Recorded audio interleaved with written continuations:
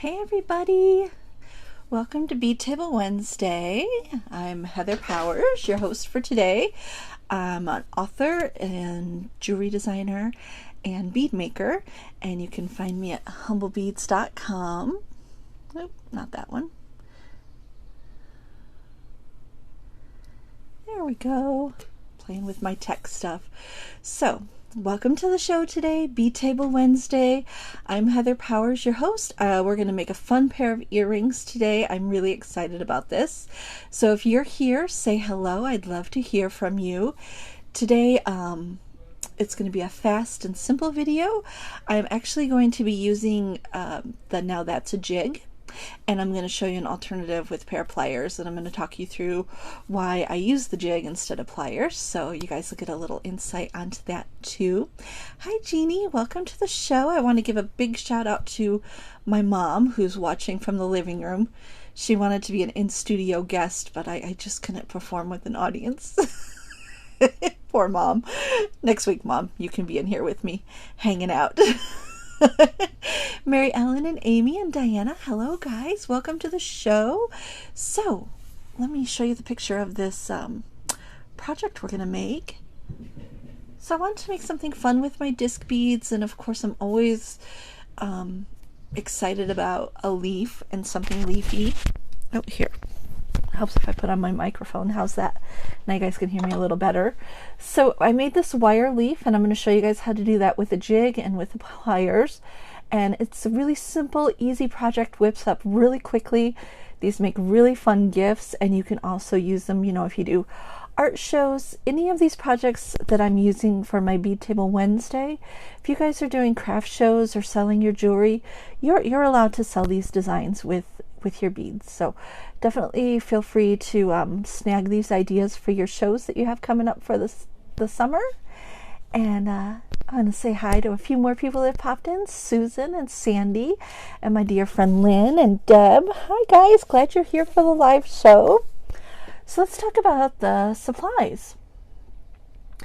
And it's pretty minimal. You're going to need 20 gauge wire, 20 inches, and I used both copper wire, and then I used parawire that's a plated wire, and so I'll show you both of those. And you're going to need two 14mm discs. You can use Humblebeads, which of course I would love you to use Humblebeads, but you could also use these with ceramic discs or lampwork discs or even stone discs. So, you know, sky's the limit with what kind of beads you want to have featured. And you're going to need 4 check glass flowers, and these are the little mini bell flowers that I'm using. And you're going to need 2 head pins, 2 bead caps, 2 spacers, and you can see I have some little faceted copper spacers, and 2 ear wires. And that's all you're going to need for this project. It's not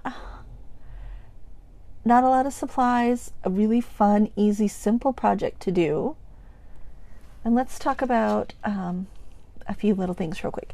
So these are the Humblebeads. These are my branch disc beads. They're by far my most popular by far my most popular beads ever. Like, I sell more disc beads in this style than any other bead that I ever made. And they happen to be one of my favorite beads too. So that works out really well. And you can see I have these in some nice summery colors, peach, periwinkle, and this minty green. And we're going to talk about wire real quick. So for my project, I'm going to use this copper wire, and this is 20 gauge copper wire. And you can see this is the same wire, but it's been dipped in extended life liver of sulfur gel. So it's just been antiqued, patinaed, and so that's prepared wire. So it's not the raw wire anymore. It's been patinaed, so it's a nice dark color. But this is what it starts out looking like. And if you like the bright color copper, you can use the bright color too. And the other alternative, you can use parawire, and I do recommend using parawire. It's actually an enamel coated colored wire. It's copper on the inside, and then it's coated with all different colors, but you can see you can get a nice dark vintage brass This one's actually called Smoky Quartz, so it's a little bit darker than the vintage brass color. And they have all sorts of colors that are bright, but they also have all sorts of antique copper, like a pewter gunmetal color. They have all sorts of brass colors. So they have lots of different shades of metals that you can get to match your findings. And so this is the brand that I recommend. And of course you want to get the 20 gauge for this project. And what you're going to need are 10 inches for each ear wire. Each earring. And I'm just guesstimating, I'm not pulling out my ruler, so about 10 inches, let's say that. And I'm going to cut two of these.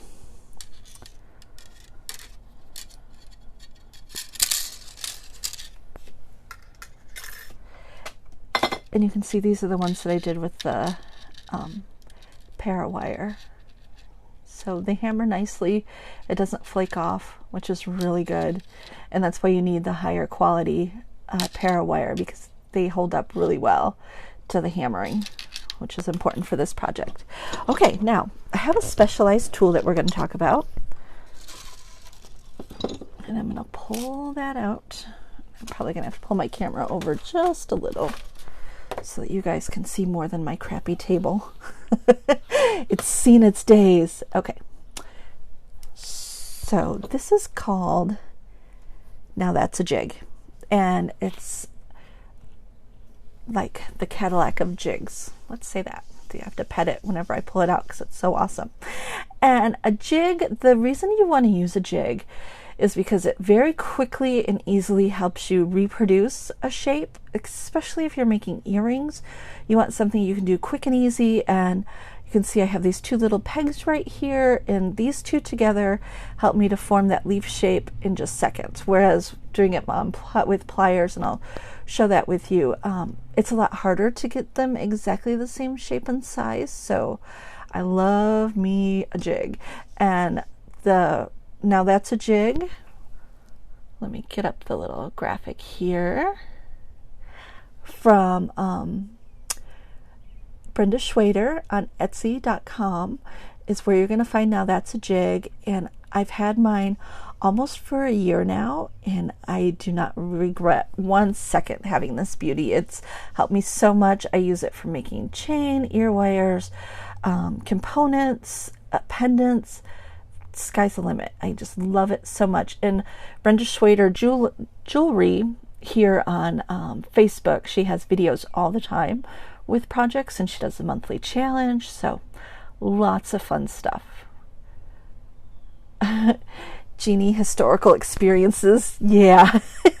There's some history of all my projects on this table. This is my old workhorse table. This is where I do all my jewelry making. So comes in real handy. I'm just gonna tighten up my jig here on my desk real quick. Okay, and I'm gonna take my wire. Okay, first let me tell you about these pegs. So these are her new mini peg pack that she had at Bead and Button. They're so tiny you can hardly see them. Let me I don't want to unscrew the thing, so I'm just gonna show you. Here we go. One's a triangle and one's an oval, and I'm using the triangle and oval together to form this leaf shape. And these, they're so tiny. She just came out with these new mini pegs this year for Bead and Button. Well, maybe they came out a little bit before Bead and Button, but she had them at Bead and Button, and I just love them. They're so adorable. They're going to make such cute components. I really need more time to play with them. So I got my piece of wire. It's about 10 inches long, and now I'm going to leave about, I'd say about 2.5 to 3 inches of a tail on one side, and I'm just going to press this up and around my piece.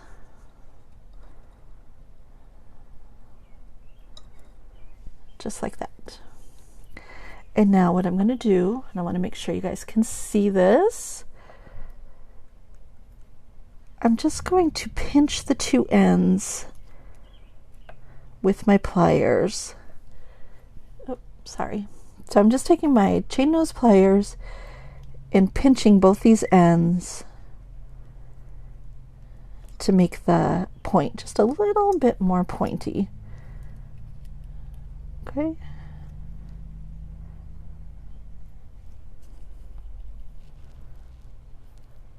And I'm just using my pliers to make sure that's shaped exactly like I want it for my leaf. Now what I'm going to do is I'm going to take the longer piece and pull it straight up. Actually, I think I'm going to switch over. I'm going to take the jig out. Gerald Swanson, dear, can you post the link? Oh, there we go. Now we have someone. Mary Ellen posted the link, Kim, where you can get the jig. Okay, so here we have us back on the white screen. Thank you guys for sharing that link for Brenda's shop. So I'm going to grab my leaf, kind of sturdy, and I'm going to take the short wire and wrap it around nice and tightly above the leaf. And I'm going to do this tightly 2 times, and now I'm going to wrap messy wraps, about 3 on top of my loose ones. And I want this to be the front, so I'm going to trim off my wire at the back and tuck in. Thank you guys for sharing Brenda's leak. I really highly recommend a jig. It really does help with saving your hands too. So definitely. All right, so my piece needs to be straightened out just a little bit. It's gotten a little out of hand here with me pulling it around.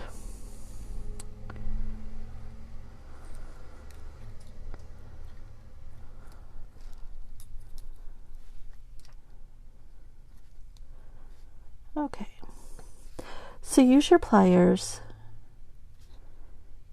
to finesse this into a little bit more of a leaf shape.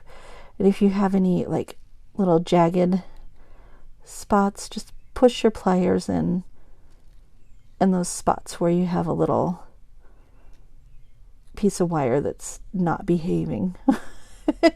Just straighten that wire out a little. Okay, so I'm pretty happy with that little leaf shape. I've just used my pliers just a little bit to straighten up the leaf. And now what I'm going to do, I'm going to pull out my trusty little steel block bench and a ball peen hammer.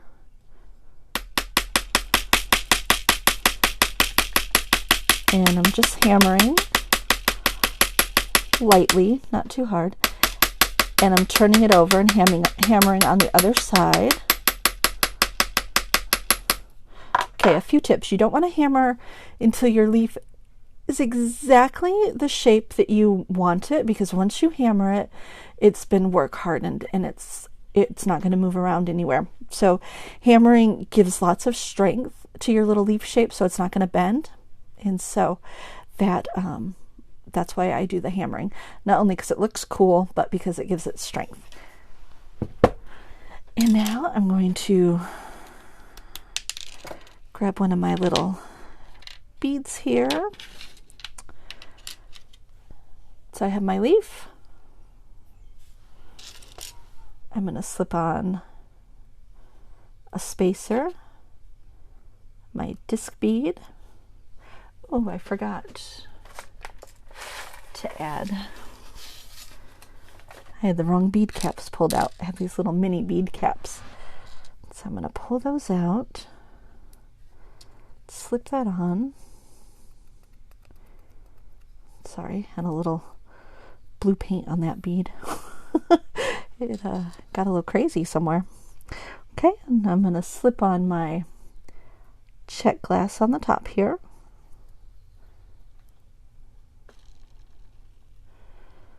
All right, and now I'm ready to do a wrapped loop at the top. And you want your wrapped loop to be going in the same direction as your leaf. So it's going to be going in the same direction as the leaf. So we got leaf and the circle going in the same direction. And that's so that when you put the earring wire on, it's going to lay the right way. Okay, I'm going to wrap around 2 times tightly and then do a little bit of my messy wrap action on the top there. Trim my wire in the back. And tighten that up. Okay, and there's my leaf. And now the last little step that I want to do is take this vintage buffing block and just give it a little buff to bring out the highlights of that darkened copper. Okay.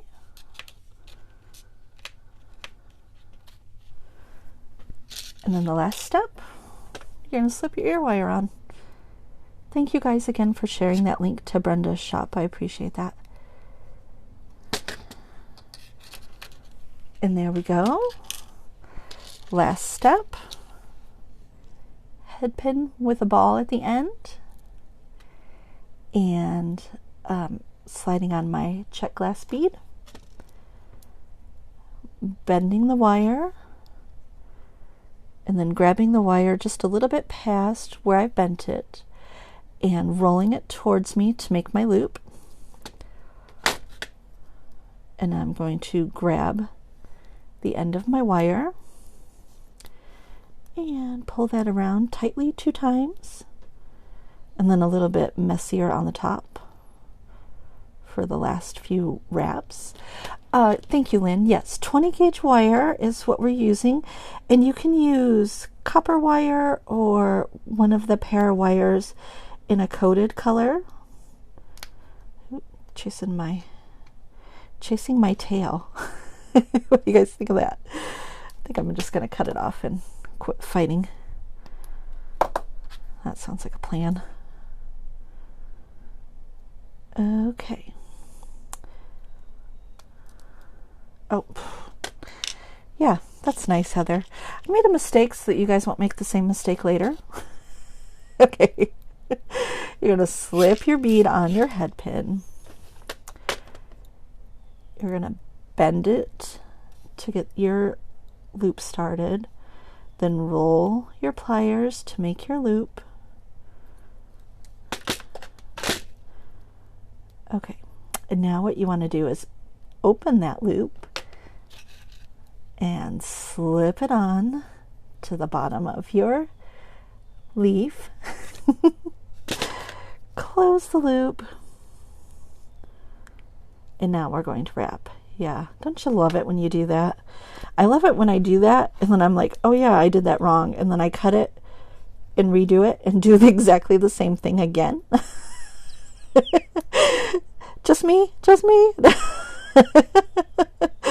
Oh, goodness. Okay, so I'm going to cut off my end of my wire there with my flush cutters. If you're new to jewelry, you definitely want to make sure you have a good pair of flush cutters so they're flat on one side and they give a nice flat cut to your wire. And so flush cutters are something you definitely want to add to your jewelry box. I mean your jewelry toolkit if you don't already have that. Okay. There we go. Cute, adorable. And now the best thing about this is that I don't have to try to remember how to do this. All I have to do is pull out my jig and wrap the wire around that piece again, and I'm ready to go.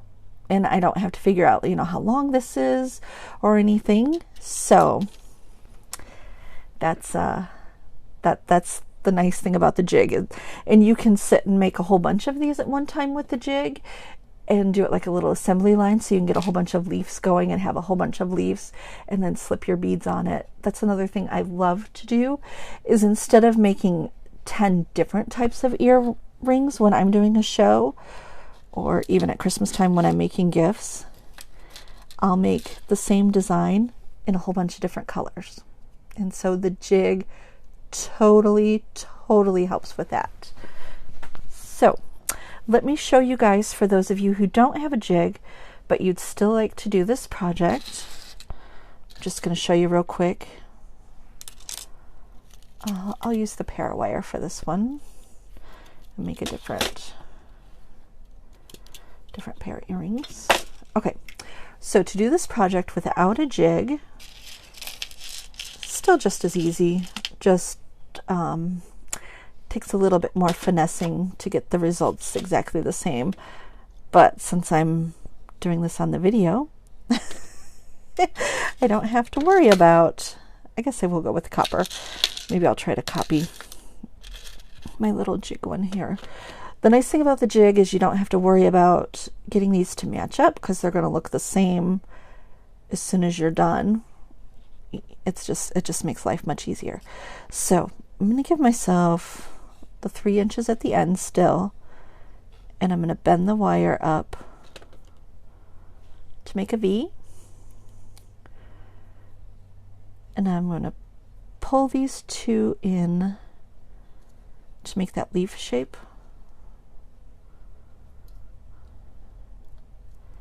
You can use your pliers to pinch to make more of a leaf there at the end.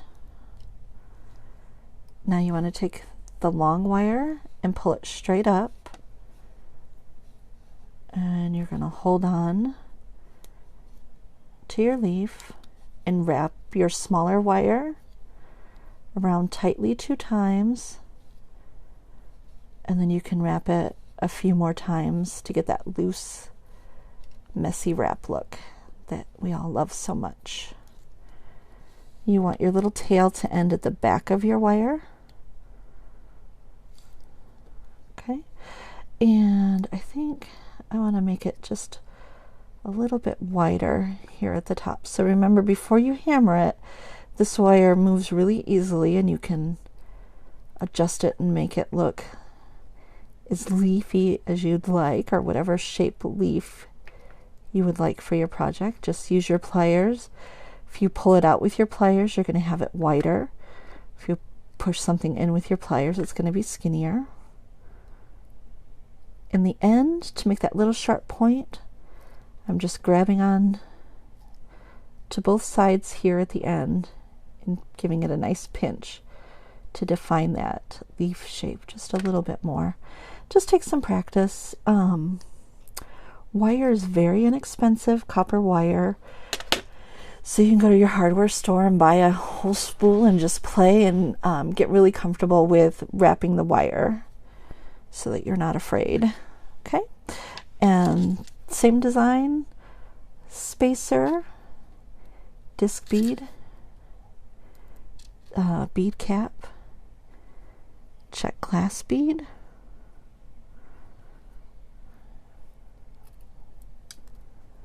and then you want your circle, your little loop here at the top, to be going in the same direction as your leaf so that your ear wires will fit on properly. And I'm pulling that around to get my loop. I'm going to grab onto my loop and wrap it around tightly 2 times, and then about 2 times to make it a messy loop. Trim it off. Pinch the end in so that it doesn't scratch anything. And now you're going to want to hammer. You can hammer before you put on the beads or after, it doesn't matter.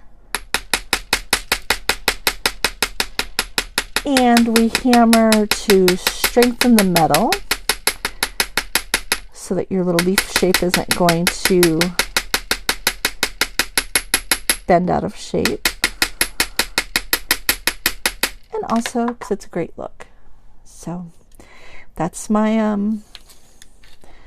2 ways to go about doing it. So I actually feel like I could have shaped that a little bit more leafy, but that's okay. And so I will pull out my jig after the video and make another one, and then use my pliers to make another one to try to match up.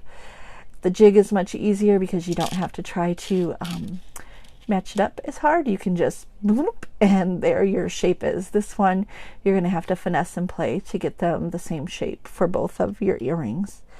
All right, guys. That's it for today. What do you think of that? So easy. Dale, you asked about my hammer. My hammer. It's if you have one of these, you know why I just gave it a hug. This is a Fretz hammer, and you can get these at places where you buy jewelry supplies, but metalsmithing kind of places also. Some of the bead shops like Lima Beads or Fusion Beads or beadshop.com may carry them too. And so the Fretz hammer, it's a higher quality hammer, but you can use any kind of ball peen hammer. Just trying to think where I put my old, I don't know where I put my old junky one, but you can use any hammer that you buy from where you get your jewelry supplies. It doesn't have to be a Fretz hammer. Just, this is when you're feeling like spoiling yourself, you splurge on the Fretz hammers because they feel wonderful, they work nice, and they leave really super great marks. And you guys, have you seen my blog, The Art Bead Scene Studio? If you haven't, check out the artbeadscenestudio.com. And on the Art Bead Scene last week, I wrote a great little article about the Fretz hammers. And I have a free project on there too with the Fretz hammers. So you can read about why I have a love affair with Fretz and why you should indulge and get one too. Actually, you know what? For the longest time, maybe about the first 20 years that I made jewelry, I just had like the most basic tools that you could imagine. Just whatever tools that got me through whatever job I needed to do. So I had, really crappy pliers, like the first pair of pliers that you buy, like rosary pliers, that were fine. They were okay quality, but as I aged, my hands started hurting a lot more, and I actually had to go through physical therapy for my hands for a few years ago. So what you need to do is decide if your hands are worth the tools, because the tools will save your hands in the end, and that's one of the reasons to get the best tools you can afford. And so Lindstrom pliers are my babies. I love these guys. So this is Lindstrom pliers. There's all different kinds of brands, but if you can get a brand that has this ergonomical type handle, that will really save your hands. I can work for hours and hours without having my hands hurt with the Lindstrom pliers. The Fretz tools, they're not so much for your hands as they are for the really fine finish that you can get, more than the larger ball peen hammers or hammers that you can get. These give you a much more finer mark. And then when last year I really splurged and I got all sorts of fancy equipment for my studio, and so I bought like a Pepe disc cutter, and before we had an old cheap one from Harbor Freight, and all the difference that we've saved from having a nice clean cut with a precision tool where we don't have to spend hours and hours filing something. It's worth it. I mean, sometimes you're not in a position where you can indulge in more expensive tools, but if you can, I highly, highly recommend investing. Let's not even say indulging. Let's say investing in tools. So if you have problems with your hands and you want to work with wire, that's one of the number one reasons to get the Now That's a Jig, because it has a little thing called a swivel lock, and that works like a third hand, and that holds your wire in place. So wrapping things with wire on the jig just saves your hands so much, makes life so much easier. The Pepe Mary Ellen, I highly recommend it. It's been the best money we spent. And we also got the Pepe guillotine cutter to cut metal into square and rectangle shapes, and that has been a godsend too. And also even your files, like you can get the really inexpensive little files, but we invested in a Grobet file, which just blew the little files out of the water. So if you can invest in some of those, and you know, maybe you can't do it all at once. Maybe you just start with getting a good pair of pliers and then work up your way to, you know, a fancy hammer, and then, and then the fancy file. You know, just what you can afford. I cannot recommend enough that you upgrade your tool game, because they will save your hands and your time, and they'll just make your jewelry experience much more enjoyable. And then you'll have more room or more time to make jewelry instead of doing the filing and not fun stuff that we want to do. Okay. Let's see. Dale asks, do you ever use a type of bead mat that anchors your equipment? Underneath the Pepe tools, we have a little silicone mat that stays under the tools that helps it so it doesn't slide around, and also helps it helps, what I want to say, sound. It deadens the sound. Gail, this is the jig. So now that's a jig. This is the part that anchors to your table, and then it has 400 and some holes so that you can do all sorts of designs with your pegs, and it comes with a certain amount of round pegs in all different sizes. And Brenda has lots of projects online that you can do with just the starter basic round pegs, and with the round pegs you can make ear wires, you can make clasps, you can make chains, you can make pendants, you can make tons of stuff.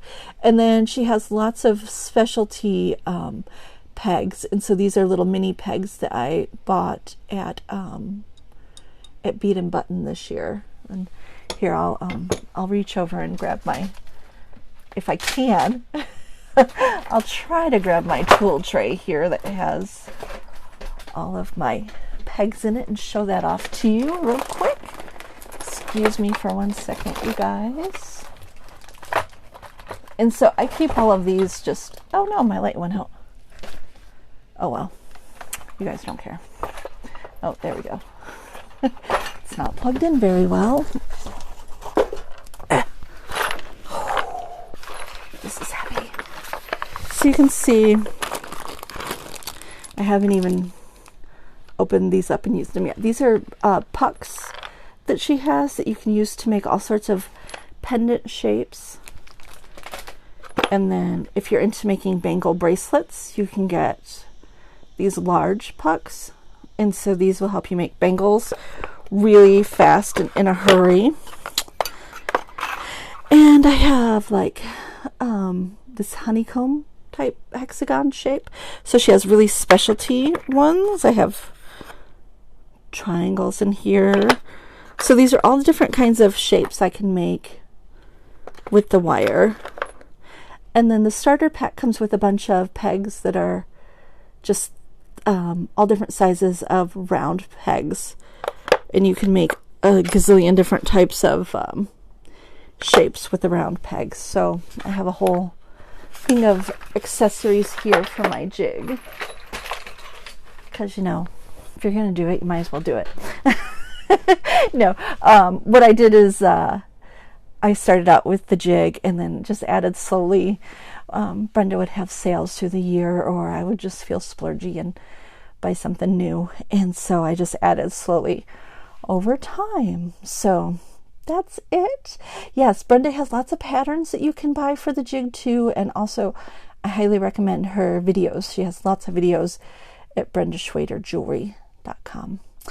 All right, guys, that's my show and tell for today.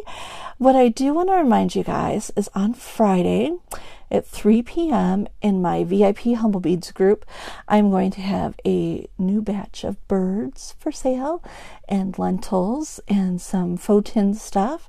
So that's going to be my next trunk show, is on Friday.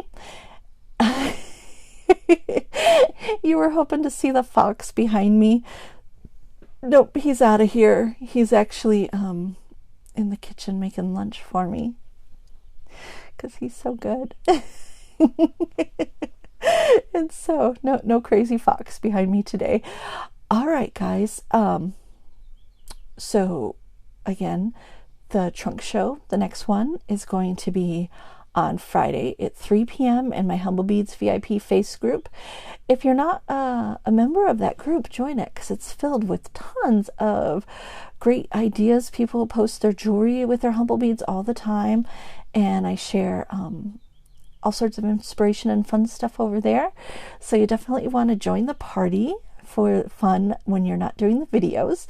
Now, next week is 4th of July, so I will not be doing a video because we like to celebrate 4th of July around here. I live in a really cute small town and on the beach, so we do 4th of July for the whole day, have cookouts and watch the fireworks down over the lake, and it's just a fun day. So I will be doing family stuff, as I'm sure you guys will next year.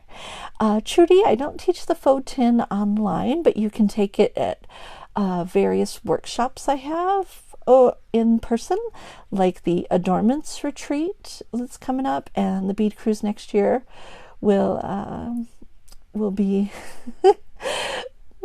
I'll be teaching that on the Bead Cruise next year too. So that's it, you guys. Thank you so much for joining me. For those of you who are wondering what the fox is all about, my husband likes to surprise me with different hats, masks. Who knows? I think sometimes he just wants attention. So yesterday I turned around from a phone call and he was wearing a fox mask, hammering away. So he's quite hilarious. He keeps us entertained. That's why I can work with him all day and still be friends at the end of the day. I'm really lucky to have such a good partner. Shelley, South Haven is fantastic, isn't it? Especially in the summertime. It's when like it really shines, like it's made for 4th of July. We have like the art show downtown, and I just love it. I love my hometown so much. All right, guys, that's it. So you guys take care. Have a great week. Have a great week next week. Join me for the Humblebeads VIP party this week. I always do a giveaway to start out my trunk show, so even if you're not shopping, make sure you stop by to check out what kind of giveaway I'm going to have on Friday. All right, guys, that's it. I highly recommend the Now That's a Jig. If you've been thinking you need a new present for yourself, you have my permission. All right, guys, take care. I'll see you in 2 weeks, because I won't see you next week. I'll see you the week after. All right, you guys have a great day. Bye.